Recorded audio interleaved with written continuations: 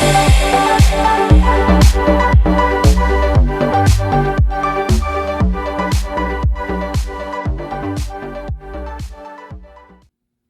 everybody, Jesse Miller here again for the last video of the series of 10 things that you can do in your worship leading to immediately improve. And on number 10, we're talking about placing a high value on practice. Now, I know what a lot of you are thinking.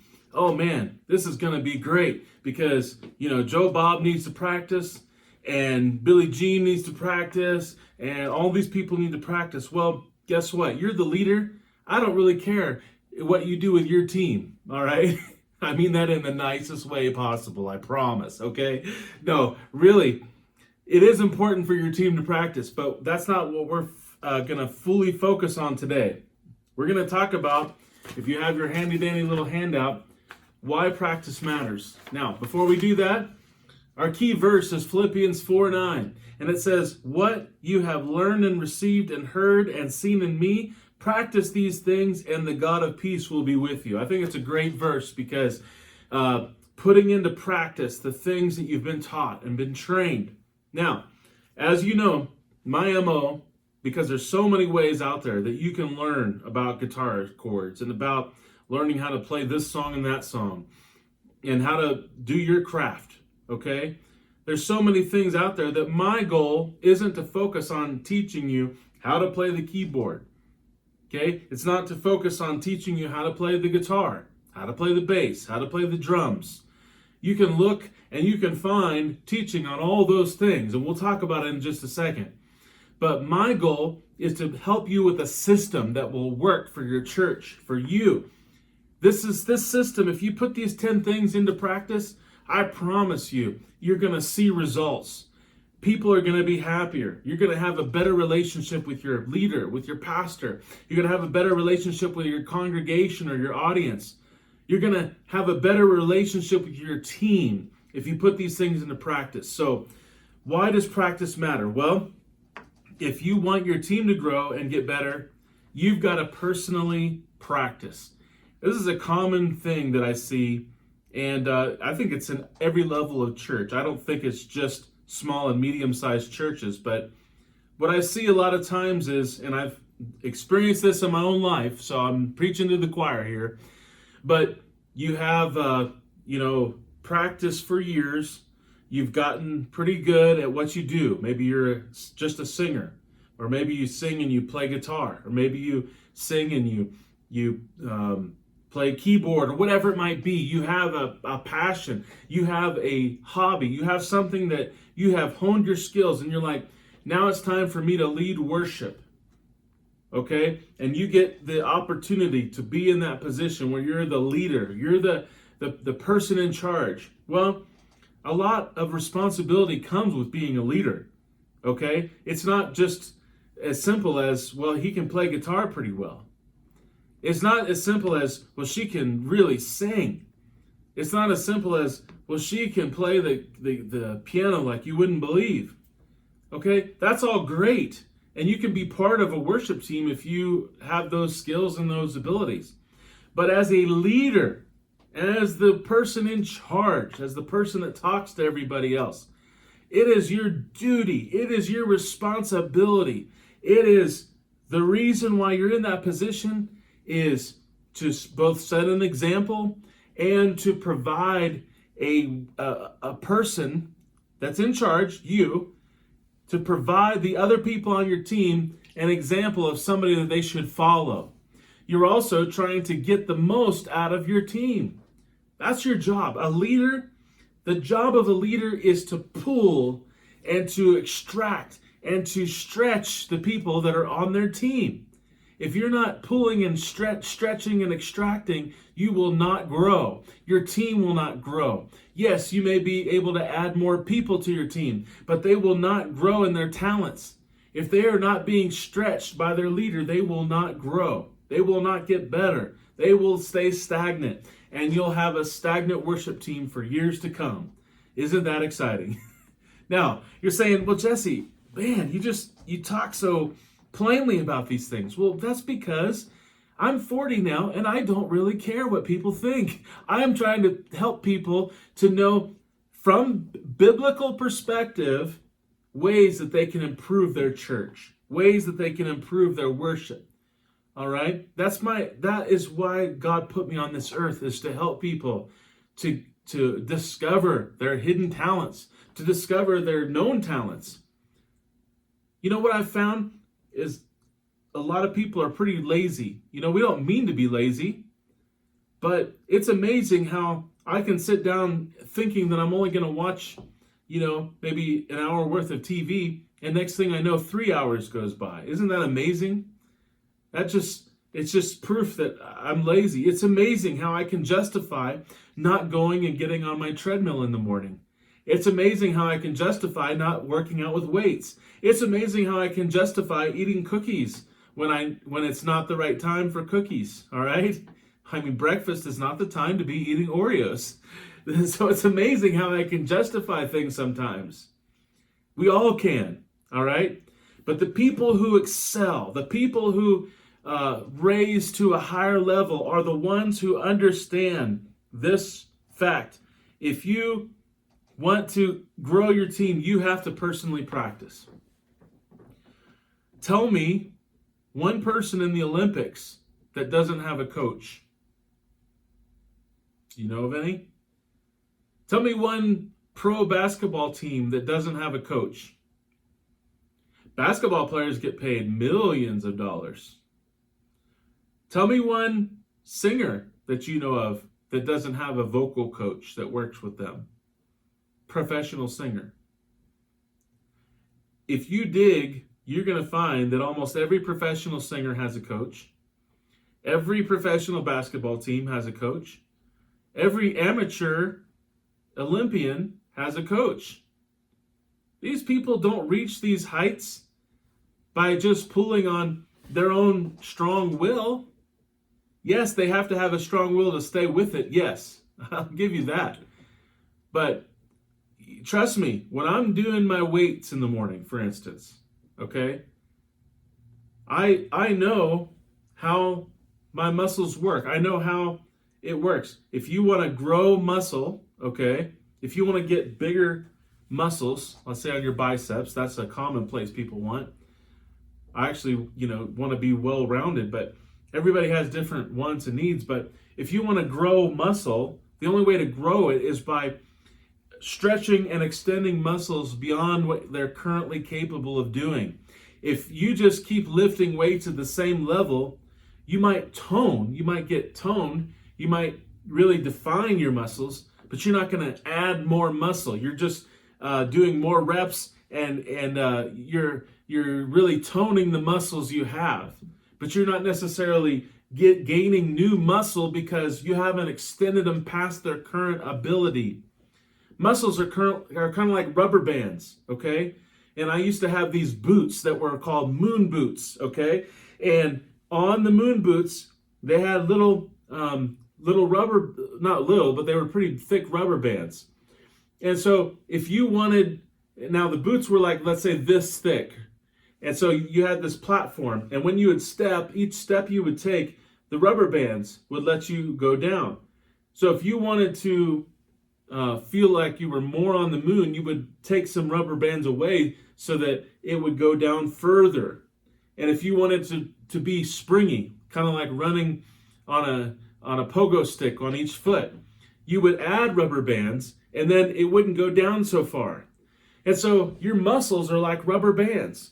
And if you stretch a rubber band far enough, eventually it's going to break. And so when you build muscle, the more that you break those bands, those muscles in your arm, the more that you break those, then the body says, oh man, if he's going to do that, we've got to build some more. We've got to make some more rubber bands in there, so to speak. And that's the simple way of explaining how you build muscle. Now, maybe you've already built the muscle and you just need to keep going with the muscle. That's great too. You still need a coach. You need somebody who's going to teach you. Look, if pro-level athletes and pro-level singers use coaches, then why wouldn't we think that we need to have somebody coaching us? Oh, I'm a great singer, Jesse. Oh, I'm a great musician, Jesse.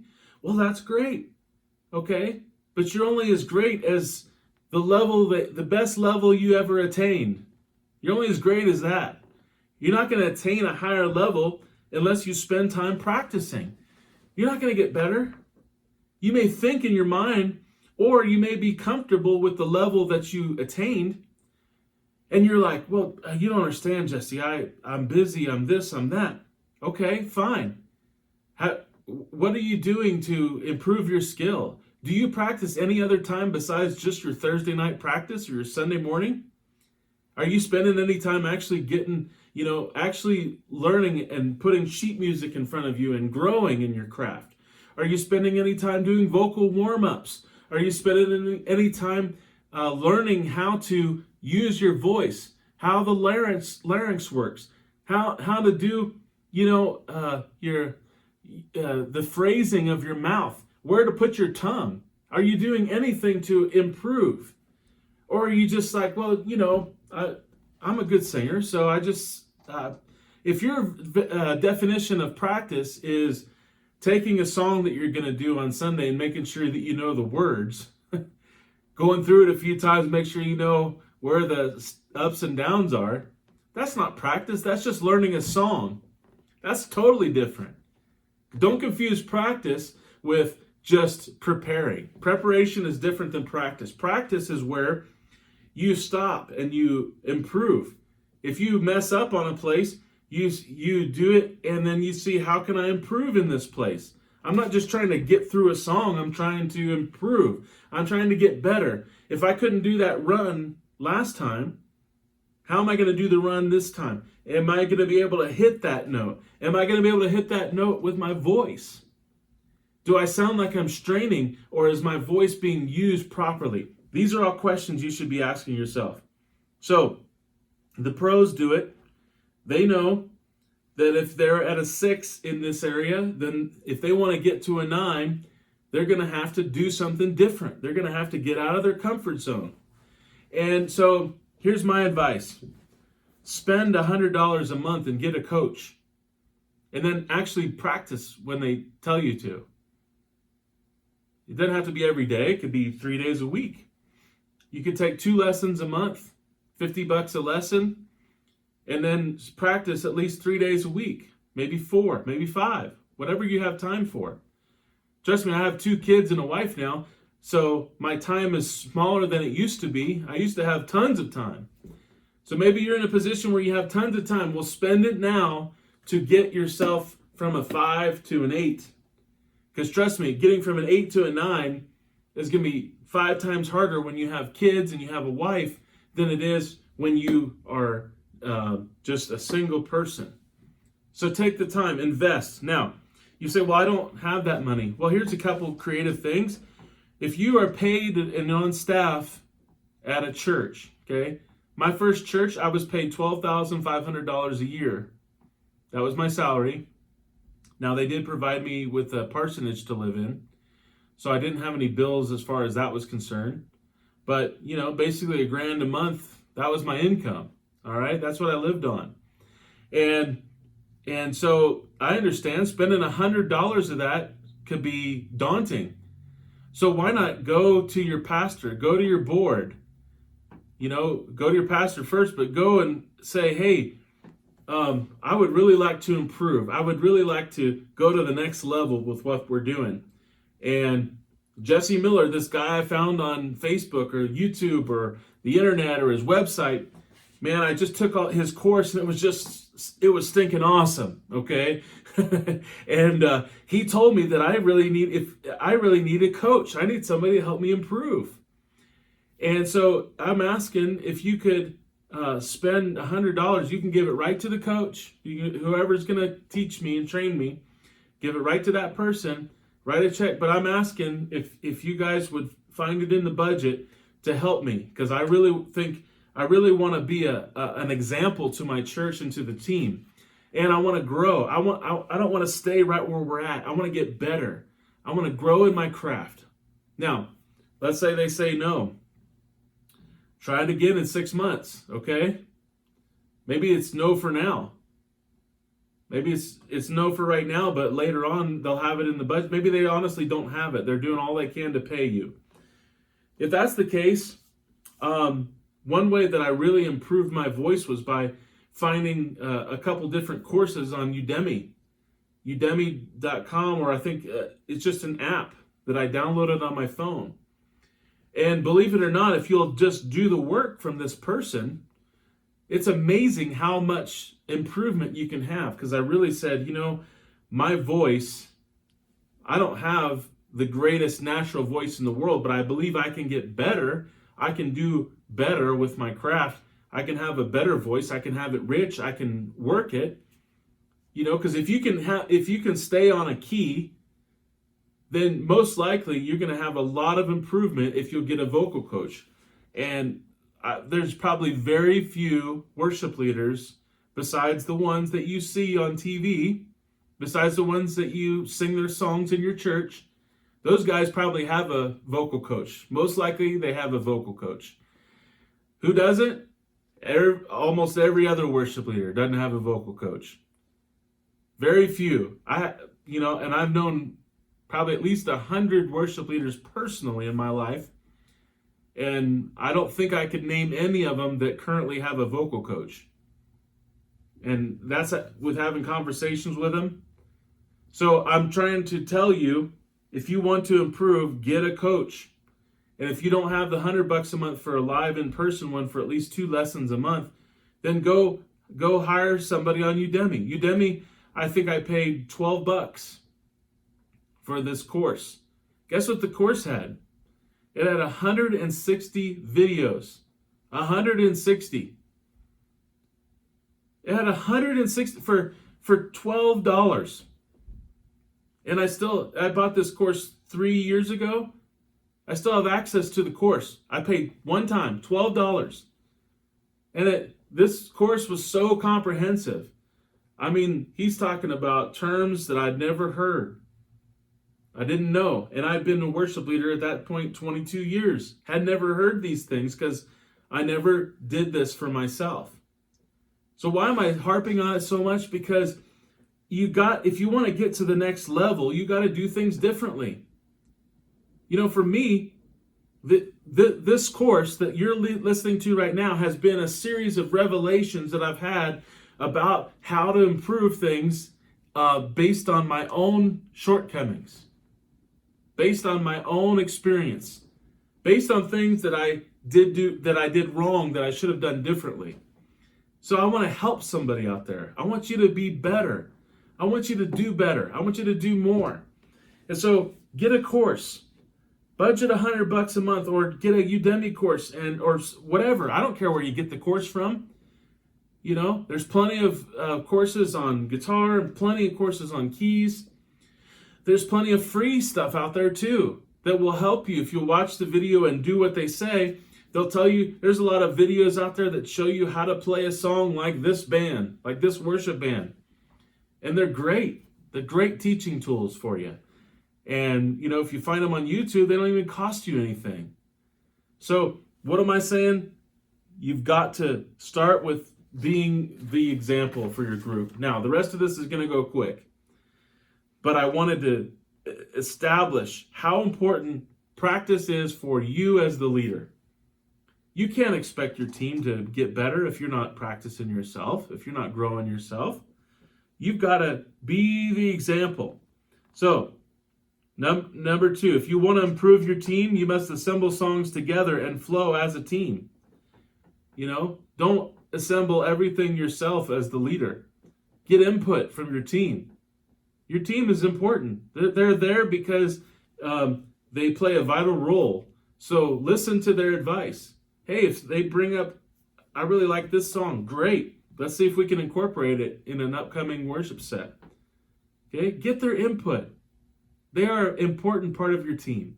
So get their input. Next thing, top athletes have coaches, top singers have vocal coaches, top worship teams should be coached.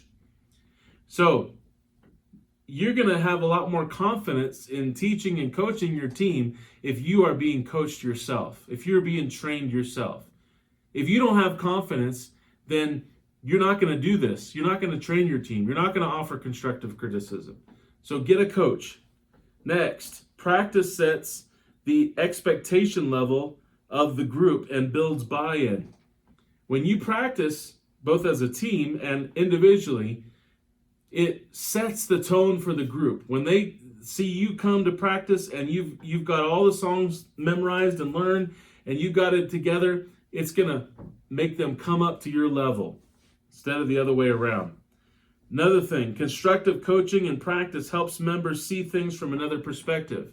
It's kind of like this. Hey, Bob, I really liked what you did with that part of the song. I wonder if we played these notes, if it would, be a better bridge to this next part. That's constructive criticism. Unconstructive criticism is, Bob, that was terrible. Let's do it differently. All right? Constructive criticism, it may seek to change something, but what it does is make sure that the foundation for the song stays steady and intact.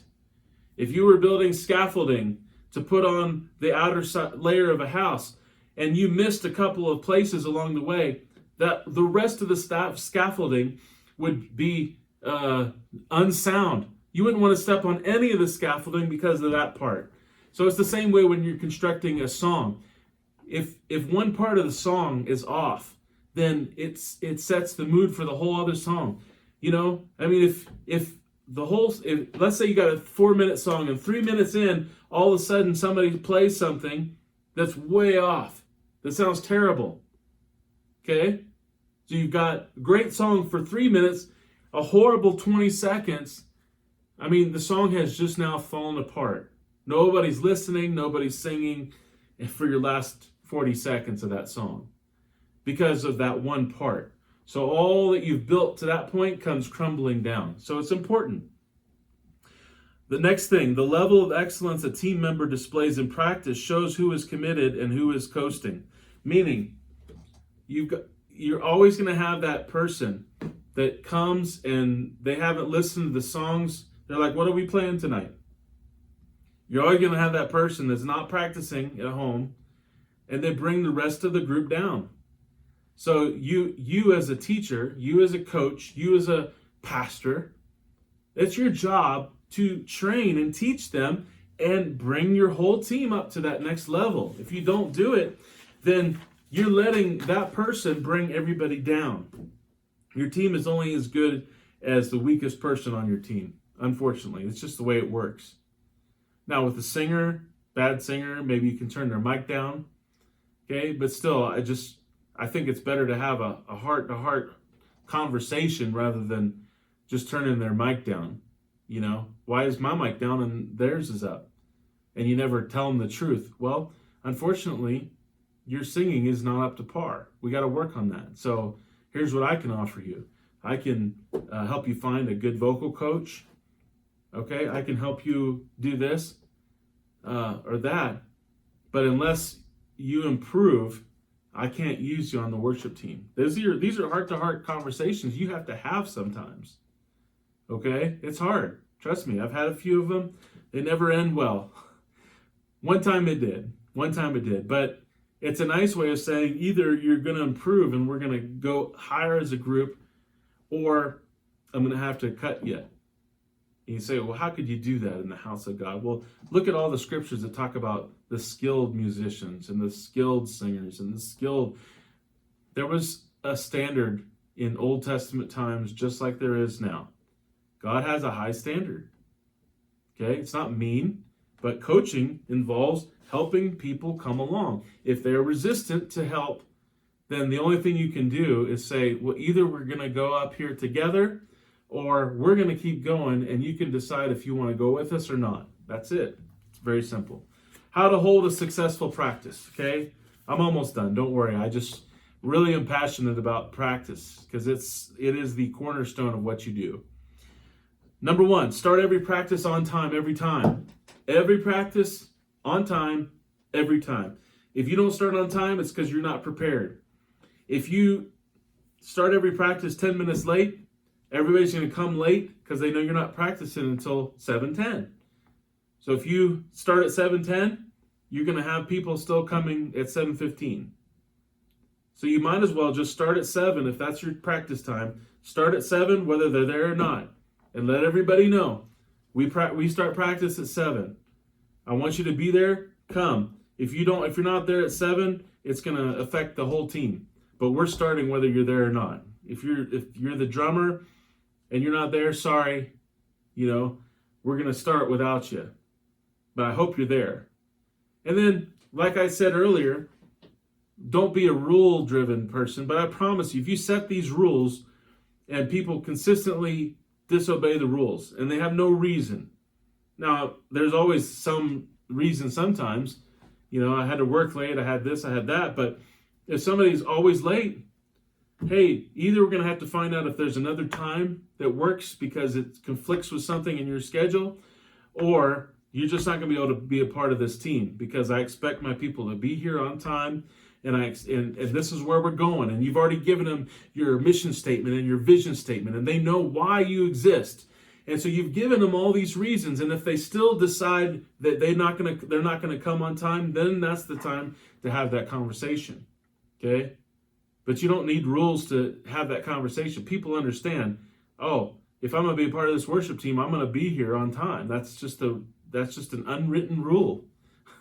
It shouldn't have to be written down. You don't need to have a rule written down to enforce a rule. You just have to be consistent with everybody. Okay? So, getting back to this. End every practice on time every time. This is the one that really people hang up on. Okay? I would set my practice to 1 hour. If I'm asking people to come on another night, if you can't get it done in an hour, then you need to let them know 2 or 3 weeks in advance. Well, guys, I've noticed that we're not getting through everything we need to get through on a night. And so 3 weeks from now, we're going to have an hour and a half long practice time. But once you get into a 2-hour practice time, or there's no set time that you're going to end, it just causes chaos. It's chaos. Because first, people can't plan. They're like, I don't know if I'm going to kiss my kids goodnight tonight or not. I mean, we start at 7.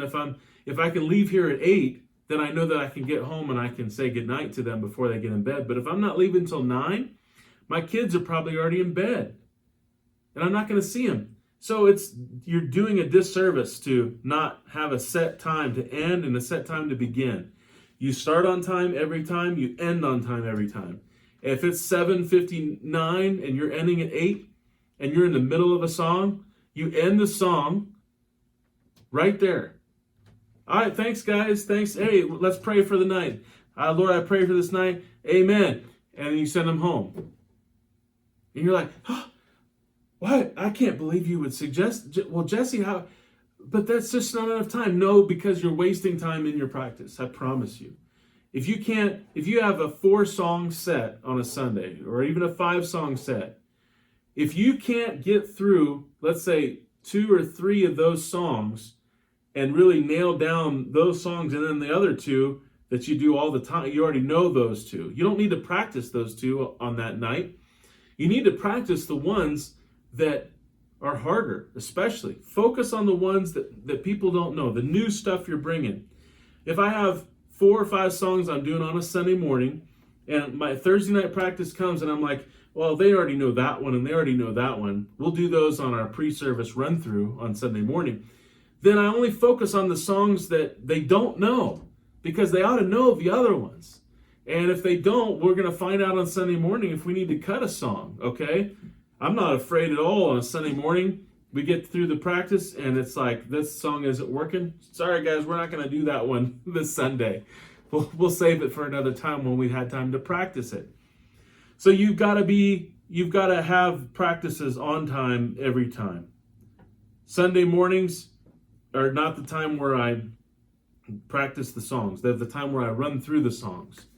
If you need more than 30 minutes to run through 3 or 4 songs, then make it whatever time you need. But maybe you're doing 6, 7, 8 songs. Maybe you need an hour.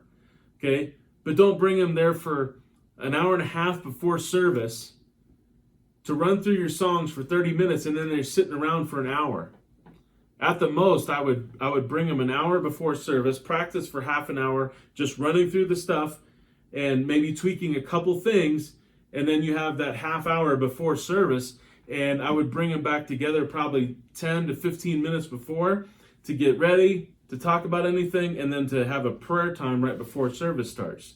So this is just some practical stuff that I would suggest to you guys. And if you're feeling like everything's sloppy, you've got to start being punctual on everything that you do. It's a machine, folks. It's a process. God has put in the church a lot of things that are process driven.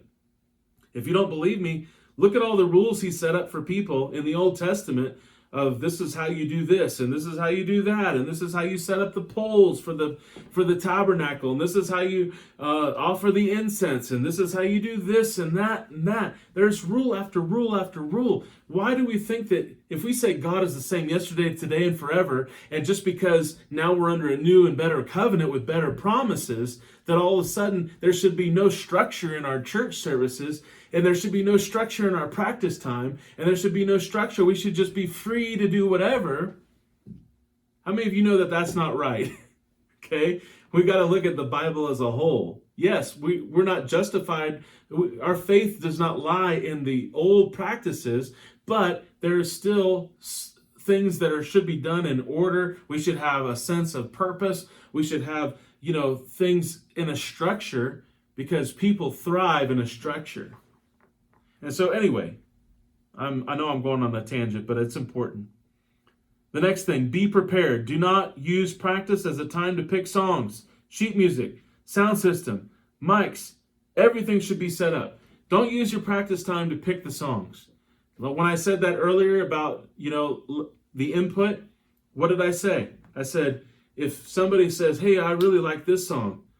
Oh, great. Well, let's throw it in for Sunday. No, I said, that sounds great. I'm going to find how we can work that into a set in the near future. That's what you say. So work it into a near future set. Don't just try to make it through, okay? A song. Stop and go over harmonies, musical solos, various sections. All right? Don't just try to make it through. We're not making it through. If we have a problem, we stop and we correct the problem. That's constructive criticism. That's getting it right piece by piece, and then you put it all together. Don't just power through a song when you're at your practice. Next, make constructive criticism part of your DNA. Lead with specific direction. Sometimes I'd hear the harmonies, and I'd say, oh, that doesn't sound right in that place. And so I'd stop all the music, and I'd have all the people that were harmonizing. All right, come right around me. Let's get this thing right. And we fix it right away. So you got to do that. Make it part of your DNA. Lead with a specific direction. Give them a direction. Don't just say, oh, that doesn't sound good. That's not constructive. That doesn't help them at all. What about it doesn't sound good? I like what you were doing there, but I think it would be better if we tried this note and this note. Da, da. Start there, and let's see if we can build something from that. And then watch it come together. Next, hold a dedicated practice night and use pre-service time as a pre-service as a time to just run through the songs. And I already went ahead of myself and said that. But one last thing, going back to this, your sound system should be on, okay? If you have 7 p.m. service, you should be getting there at 6:30. The sound system should be on. The mics should be turned on. The levels should be set. It should be literally plug and play. You're asking people to take time from their families, to take time from their house, to come and visit with you and worship God on a volunteer basis. You should make it as easy as possible for them to do that, okay? Especially if you're a full-time worship leader at a church. You have the time. You have the time to make everything run smoothly. If it's not running smoothly, then either there's a problem that has to be fixed, that can be fixed, or you are just not being prepared. You're just not ready for the thing. That's not fair, and it's not right, and you're not going to grow your worship team that way. So here's the last thing I would say, no matter what skill you hold, spend the money, on a vocal coach, on a piano coach, on a guitar coach, a teacher, whatever you want to call them. And if you can't afford $100 a month, ask your pastor or your board. If you still can't swing that, check out Udemy and buy a course for less than $15 and hold yourself accountable to practice. Get yourself a calendar. Put it on your phone. That's why I do everything from my phone calendar. I know what's coming up for the day. When I get up in the morning, I write my goals for the day on that calendar so that I don't waste my day, but I spend my day doing things that are productive. I want to be a productive person. I want to do things great. I don't want to just slide by life. I don't want to just barely get by. I want to do more. I want to be more. I want to grow more. And if that's you, that's why you stayed this long and you watched 10 videos from me, or 11 if you count the intro. That's why you took the time and you invested, because you want to do better than you're doing right now. Okay? There's people on the internet that would sell a course like this. Okay? This course is not for sale. I do have things that I sell because my time is valuable, but I think this is so important that I wanted to sow into you. I wanted to show you some things that I've learned from 25 years of leading worship that I really believe will be a blessing and a help to you. And so I hope that you can take these, use them right away, and they make great improvements in what you're doing. Because I believe that the church is the key to the life-giving Holy Spirit going forth in the earth and bringing people into salvation. The key is a thriving, growing church. And you're so important, so part of that key. Without you as a worship leader, you don't build that foundation that allows people to open up. Because really, what are we doing in worship? We're opening ourselves up. Especially you lift your hands like this, what am I saying? I'm saying, Lord, here's what I have. I'm giving it to you. When you hold your hands like this, what are you saying? I surrender to you, Lord. You're giving, you're opening up. So once they're opened up to that, now the person that speaks or preaches comes in and is talking to a crowd of people who have opened up their hearts to hear and receive from the word. So important. I have one more video, and I really hope you watch it. It's just going to be talking a little bit from my heart and a little bit about how I can help beyond today, okay? Because maybe you've watched these videos and you're like, that's really good, but man, it's just kind of overwhelming. Well, I really feel like my passion, my calling in life is to help people, help churches, to help worship leaders grow in their calling, to help coach people up to a greater level to where you can be more effective in what you do. And so I'm going to talk about in the next video, and that's going to be my last video for this course. But I just wanted to thank you for sticking around, watching, and I pray it's a blessing to you. Let me just pray over you and your church.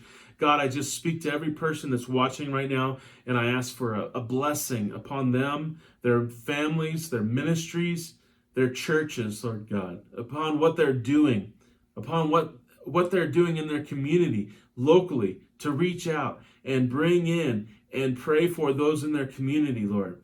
Help them today to be a blessing in this role that they've been given, in the role that they stand in. I pray that they would know what is the hope of their calling, Lord. What are the glorious riches of your inheritance in the saints? And what is the surpassing greatness of your power toward us who believe? I pray that they would know that power at work inside them. It's the same power that raised Jesus from the dead. It's at work in them to will and to do of your good pleasure, Lord Jesus.